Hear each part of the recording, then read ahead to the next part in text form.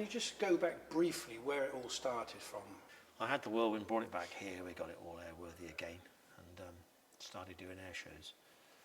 But then this came along, the Navy offered me 2 Wessex and a bundle of spares, which I ended up buying from them. And at the same time we bought this and started the work on it, we had 2 Sea Kings, the one which you see over the way there, and the other one in the other hangar, which is 597.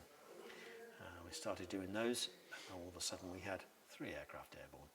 Then some more Sea Kings came along, and the Lynx came along, and it goes from there, really. The sort of worldwide perspective, looking at it, who else is actually doing this type of preservation and renovation of helicopters? Well, I don't think there's anybody else as eccentric as me to want to do it. I don't think there's anybody as daft enough as me to want to do it, because this is not cheap. Absolutely is not cheap. We've had no funding from anywhere at all ever. Never that I've asked for it.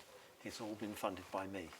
And an example of that is this Wessex cost me £346,000 to get back in the air again, which is 14,500 man-hours. It'd be nice to be able to find a route where at least I could have some kind of revenue from what we're doing. At the moment, a little bit of film work, well, that doesn't cover the bills. So how many technicians do you have here working?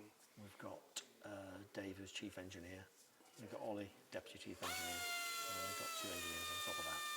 And we have a guy we can call in to do zonals, etc., which we do from time to time.